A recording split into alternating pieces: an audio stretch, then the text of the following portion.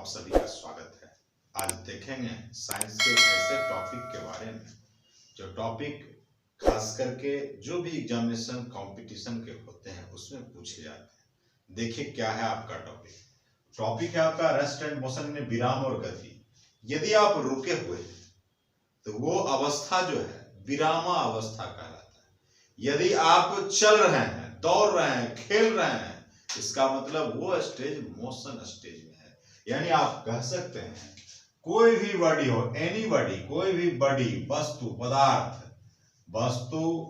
पदार्थ या बॉडी कुछ भी हो, यदि रुका हुआ है तो वो उस बॉडी का पोजीशन रेस्ट पोजीशन कहलाता है। और यदि वो गति में यानी चल रहा है तो वो कंडीशंस कौन सा कंडीशंस कहलाता है? मोशन कहलाता है। अब देखिए रेस्ट मोशन से दो चीजें होती है। सबसे पहली बात आती है दूरी। दूरी को आप जानते हैं डिस्टेंस। क्या जानते हैं? डिस्टेंस।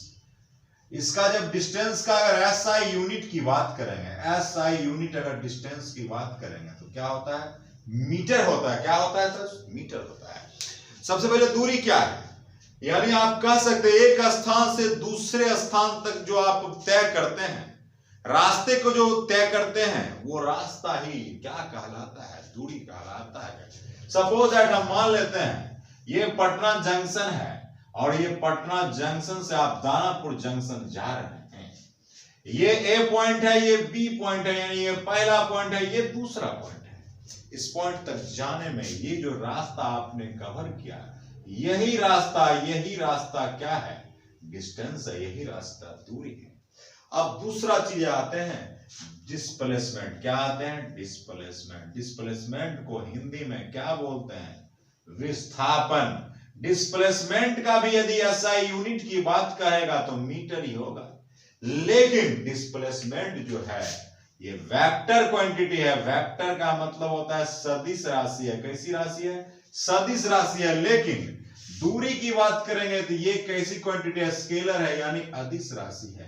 तो आप कह सकते हैं इसमें ओनली मैग्नीट्यूड होता है। ओनली मैग्नीट्यूड होता है, वैसे ही क्वांटिटी को आप स्केलर क्वांटिटी कहते हैं।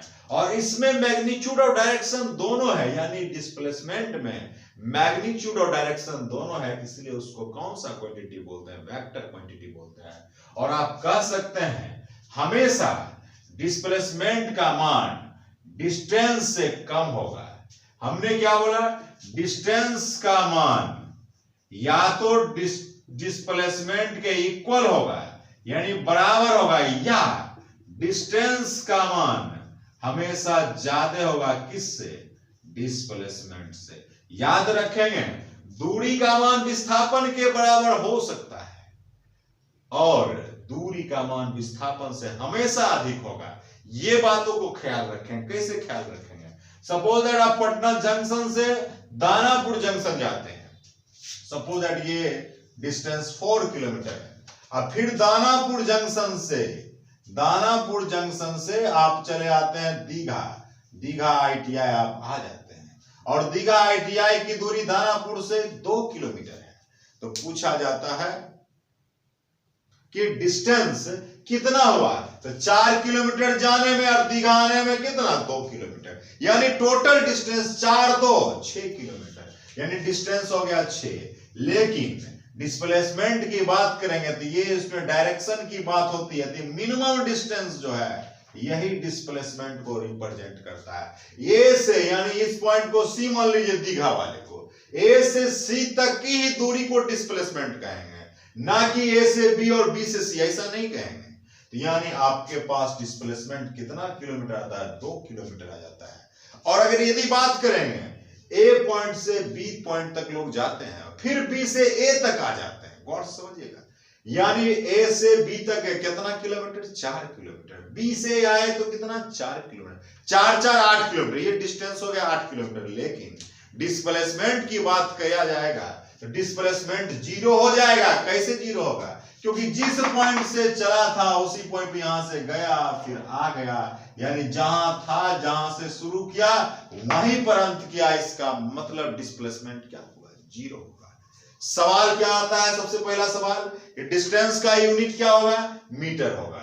वो कैसी क्वांटिटी है? Scalar quantity. डिस्प्लेसमेंट का यूनिट क्या होता है? मीटर होता है। और ये कैसी क्वांटिटी है? वेक्टर क्वांटिटी है। जो ही ये वेक्टर क्वांटिटी है, इसका मतलब इसमें दो चीजें होगी, मैग्नीट्यूड भी होगा और डायरेक्शन भी होगा। मैग्नीट्यूड का मतलब परिमाण भी होगा और दिशा भी होगी। श्योर है? अब देखिए क्वेश्चन कैसे आते हैं। क्वेश्चन सबसे पहला है, दूरी और विस्थापन का अनुपात क्या होगा, यानी डिस्टेंस अपॉन डिस्प्लेसमेंट का वैल्यू क्या होगा। और दूसरा क्वेश्चन है, डिस्प्लेसमेंट और डिस्टेंस का रेशियो यानी अनुपात क्या होगा। सबसे पहले देखिए, यहां पर हमने बोला डिस्टेंस का मान डिस्प्लेसमेंट के इक्वल हो सकता है। इक्वल होगा तो मान लीजिए दो, इसका भी मान 5 है, 5 है, तो कितना कट गया, कितना हो गया? 1 हो गया। तो सोचिएगा सी मार देंगे, रुक जाइएगा। एक और कंडीशन है, डिस्टेंस का मान डिस्प्लेसमेंट से ज्यादा होगा। मतलब ये अगर 5 है तो 4 होगा, यानी 5/4, यानी इससे कम होगा, हमेशा कम लेंगे। 5 में 4 से भाग दीजिएगा, बताइए कितना होगा? 1 से क्या अधिक होगा। भाग देने तो आपको आता ही है ना, 5 में 4 से भाग दीजिए। 4 1 जा 4 1, अब 4 2 जा फिर कितना 8, अब क्या हो जाएगा 2, और फिर 4 5 जा 20, यानी 1.25 आया, मतलब 1 से अधिक आया। तो 1 से अधिक और 1 के बराबर कौन सा ऑप्शन है? कौन सा ऑप्शन है? ए ऑप्शन से दोस्तों।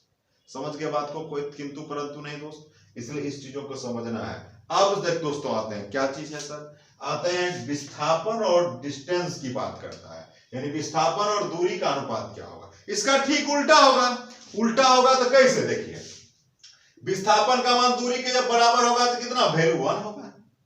और जब ये कम होगा, कम में ज्यादा से भाग दोगे तो हमेशा क्या होगा? कम ही होगा। कम में यानी लेस में मोड़ से भाग दोगे तो कम होगा, यानी क्या होगा? ऑप्शन नंबर क्या होगा? बी होगा।